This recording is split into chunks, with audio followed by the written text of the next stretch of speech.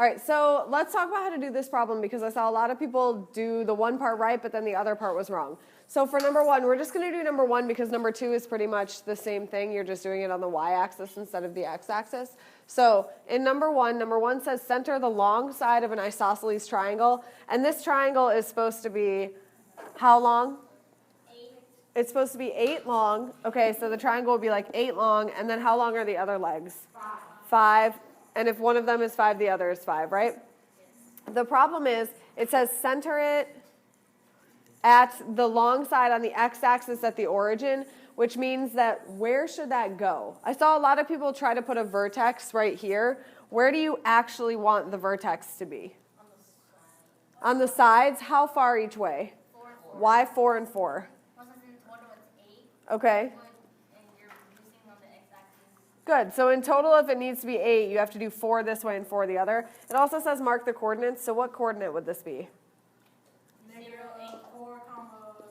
Good. -4, 0. And then this one would be 4, 0. Good. Okay. So now we have to figure out where this goes on the y-axis. And a lot of people went 1, 2, 3, 4, 5 and put it right here. Why is that not going to work? Why does that not work? Well, if I make this line go from here all the way up to here, if this is 5, this has to be longer than that, right? So that can't be the leg because the leg has to be 5. So we need to figure out what that leg could be. What do you mean 1, 3, and 1, 2? You can't make it like a bent leg. So you have to figure out how long this is to make this 5. Not quite. Okay, so then the hint says use the Pythagorean theorem. So let's see how to figure out how we could use that. So I need to know how high up it is on the x-axis. Imagine that this is the x-axis. When I draw this in there, this cuts into how many triangles? 2. And if I drew a straight line down here, what kind of angle is this? This is a right angle, which means that this triangle right here is a what? A right triangle. If this is 8, what's this leg of it? 4. And this is what? And I need to know how much that is, right? What can we use to figure out the missing leg of a right triangle? A squared plus b squared equals c squared. So a squared plus b squared equals c squared. What's this one? This 5 is what? Is what letter? C. Why is it C? It's the hypotenuse, right? So this is C, so I put 5 squared right here. What's 4, A or B? It doesn't matter. Either one. It could be either one. So I'm going to put it right here just so that we have. All right, so now what do I do?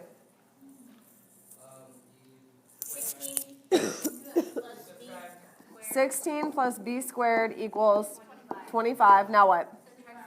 Good. Subtract 16 and you get b squared equals 9. So then b must equal what? 3. So if b is 3, that means when I plot this triangle, I don't go up 5. How much do I go up? 3. Good. 1, 2, 3. There you go. And if that's 3, then that makes this 5. And last but not least, what's this coordinate?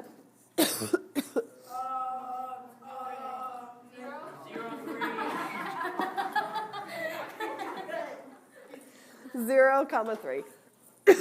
Okay, good job. So that is definitely a tougher problem than just drawing a triangle onto there, because you have to put... What? The whole thing was how long? So half of it. You just divide it by 2, because it said center it at the origin, so that piece must be 4. If the whole thing is 8, that half of it must be 4. Okay. What is an isosceles triangle? Charlize?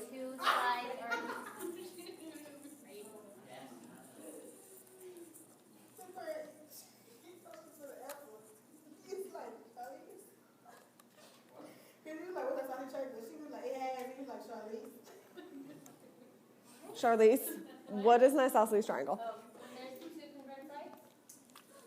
Two congruent sides. Good. So we call the two congruent sides the legs of the isosceles triangle. This angle B is called the vertex angle. Why is that one the vertex angle? Because that's when they both meet. That's where what meets? The A The two congruent sides. Good, the two congruent sides. The base is the one that's not congruent. So the base is the non-congruent side of the isosceles triangle. So when you're doing an isosceles triangle then, there's a couple theorems that you guys need to know. The isosceles triangle theorem says that if two sides of a triangle are congruent, then the angles opposite the sides are also congruent. So in this picture here, this is the isosceles triangle ABC. Angle B and C are congruent because the sides opposite from those are congruent. All right, so for example, if I draw this isosceles triangle, and I say A, B, C, which two angles would be congruent here? A and B. Because this one is across from this side, and this one is across from that side. So A and B would be congruent. All right? The converse of the isosceles triangle, remind me, what does converse mean? Bianca? Okay, so when you're the opposite of proving that, when you're proving it's parallel, right? But that's specifically converse of like alternate interior angles. What does just converse in general mean? Yeah, just the opposite, right? So just flip it. So if the isosceles triangle theorem says if two sides are congruent, then the angles are congruent, the converse says if two angles are congruent, then the sides must also be congruent. Okay, so the converse is just the same as the isosceles triangle theorem, but flipped backwards, which means that if E and F are congruent angles, then DF and DE are congruent sides. All right, so that means you can identify an isosceles triangle by either two congruent sides or by two congruent angles. So how would you use that? If I want to find the measure of an angle, how would I use this? If I want to solve for x here, what would I have to do? Jennifer? 180 minus 38. 180 minus 38. Okay, what does that do for me? Okay, so it takes out this angle that it gives me, right? And if I subtract that, that ends up giving me what?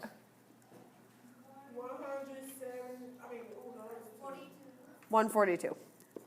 All right, so that means you have 142 degrees, right? And you have 142 degrees left because this angle was 38, which means I have 142 to split between these two angles. Because these two sides are congruent, what else do I know? You can do x equals, right? I know that these two angles are also, so if this is x, what's this? So then how could I figure out, well, divide it by 2. If they're the same, then all I need to do is divide 142 by 2. So I divide 142 by 2, and what do I get? 71. Good. So x must equal 71. Is there an equation you could have written from the beginning to set that up so you didn't have to do it in separate problems? 2x. Good. That was good teamwork. All right. 2x plus 38 equals 180. Why do you need two x's? Because there's two angles, right? And you know that they're congruent because it's what kind of triangle? Isosceles. Which is the vertex angle? A. A. Good. All right. How would you do this one? What do you know here? Oh, let me say. Tiara. So I think the 2x equals x equals 2 equals 2x plus, 2x equals x plus 30 because they're the same. Good. How do you know they're the same? Because they're congruent. How do you know that? Because what you did? I don't know that the angles are congruent. What do I know? Why you put equal? Those are only given ones at the What am I given? two angles? Two congruent. Angles. These little lines here? Oh yeah, that means that they're congruent. The sides are congruent. So the sides are congruent, and now we know that since the sides are congruent, these angles must be also congruent because this is what kind of triangle? An isosceles triangle. An isosceles triangle has two congruent sides and two congruent angles. So that's why Tiara said 2x equals x plus 30. So then how would I solve that? Minus x. I would subtract x from both sides, and what do you end up with?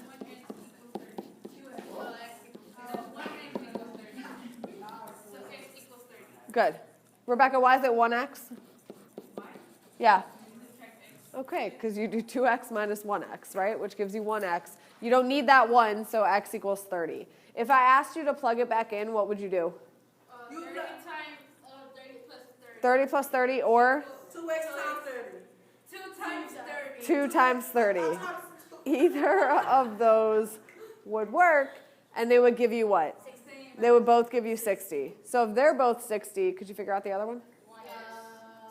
60. So it turns out that this triangle is actually what?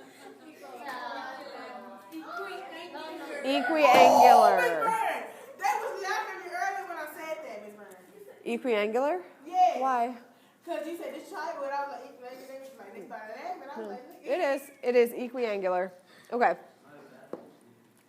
All right, so we have a couple corollaries that come from about equilateral triangles. Remember that a corollary is just something that comes from a theorem. So if I give you a theorem, if there is a theorem that exists, corollaries are conclusions that you can draw from that. So if a triangle is equilateral, it is also equiangular, all right? If it is equilateral, if all the sides are equal, then all the angles are also equal.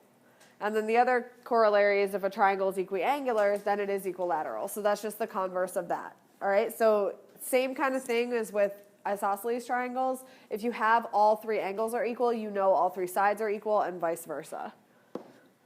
So how do I use that to help me out? Would you do 3x plus 15 equals 180? I can't do 3x plus 15 equals 180. Bianca? 3x plus 15 squared equals? Not squared. Maria? Is it 3 and then times 3x plus 15?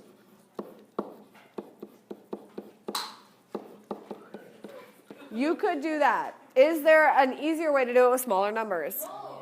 Jennifer? 3x plus 15 equals 60. Why? Because every angle equals 60. All right, if it's an equiangular triangle, which this is, then every angle must be equal to 60. So you can either say that 3 times the one angle is equal to 180, or you can say 3x plus 15 is equal to 60. This is easier, so I'm going to do this. Minus 15 minus 15, 3x equals 45, and then divide by 3, so x must equal 15. All right, x must equal 15. Okay, what about this one? What about this one? Somebody on this half of the room. I'm not seeing anyone over here.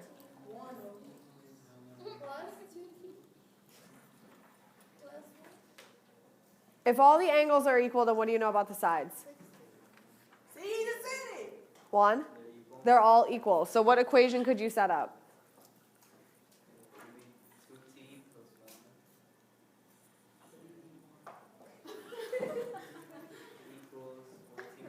There you go.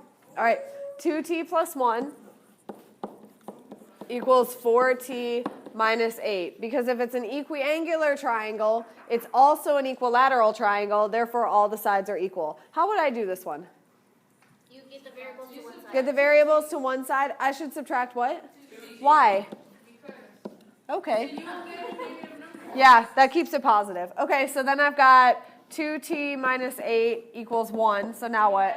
Add 8 and I get 2t equals 9. Divide by 2 and you get 4.5. Wait, so how come you can do like 2, like parentheses, 2t plus 1, plus 4t? Because they're not angles. So you don't know what the sum of all the sides is. They're giving you sides, not angles. So the sides don't add up to 180, just the angles do. Wait, That was a good question, though. You're supposed to add them to t. To what? Instead of subtracting 1, don't you add? Is this a positive or a negative 2t? Is it a positive? Yeah, so you subtract it.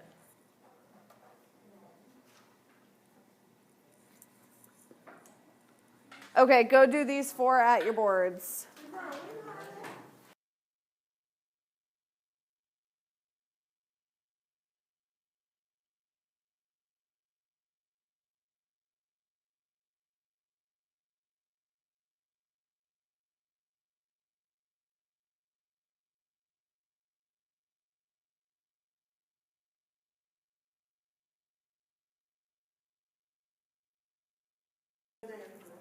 Okay. So take a look at this. We don't actually need a 2-column proof here because this is a coordinate proof. So I'm going to move these 2 columns out of here. All right. Prove that the triangle whose vertices are the midpoints of the sides of an isosceles triangle is also isosceles. So there's a lot in that word problem sort of that I want to break down. So prove that the triangle whose vertices are the midpoints of the sides. So that means which triangle are we actually talking about here? Which triangle has vertices at the midpoints of the other sides? X, Z, Y. So this little triangle right here. All right? And this triangle says that these are the midpoints of each of these sides.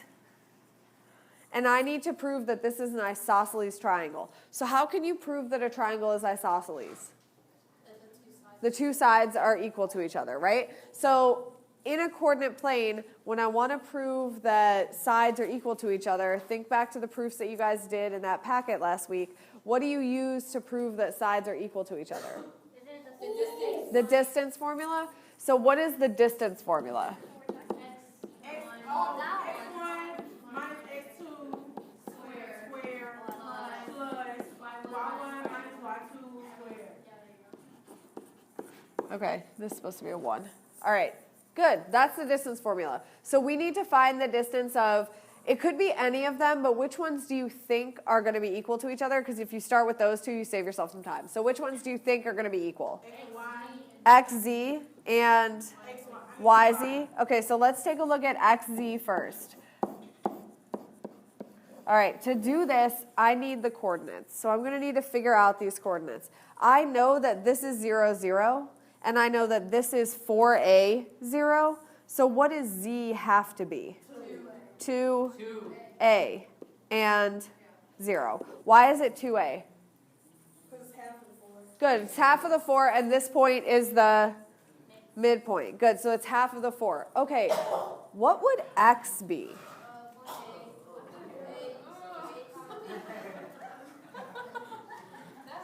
What would X be? Wouldn't it be 2A, 0? Okay, if it were...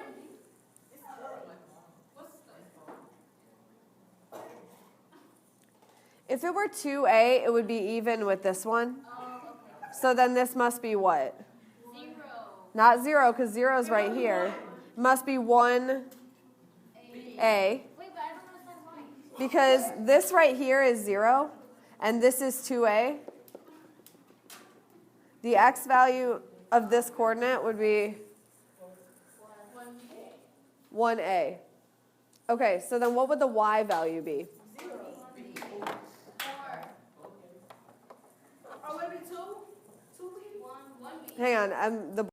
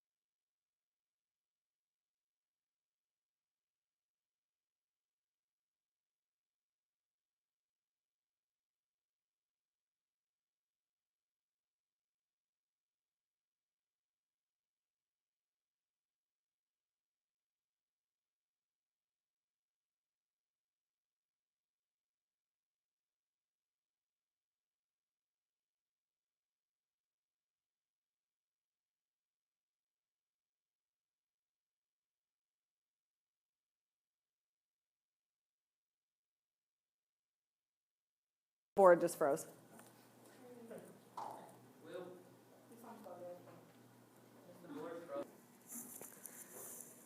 We're trying to figure out the coordinates of x, right? So we know that it's 1a because I know that this is 0 and this right here is 2a.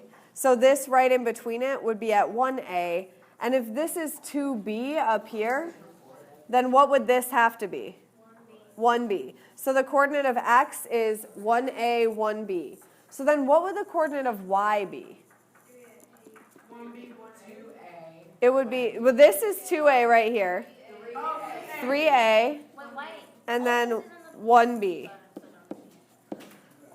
All right, so if this is 0, this would be 1a, this would be 2a, and this right here is 3a. So it's 3a, but it's at the same height as x, so the coordinate is still 1b.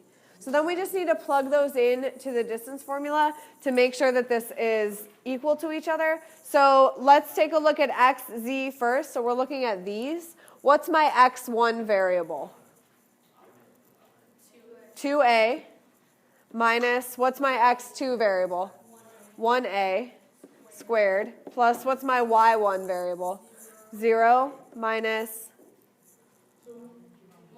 1b squared. What's 2a minus 1a? 1a.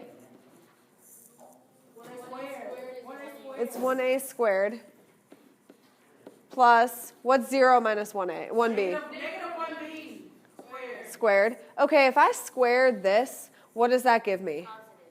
Positive 1a squared. And what does this give me? 1b. Can I simplify that any further? No, that's it. Okay, I can't simplify that any further. So that's the distance of xz. All right, now let's talk about the distance of yz, which would be the square root of, what's my x1? 3a minus, what's my x2? 2a squared plus, what's my y1?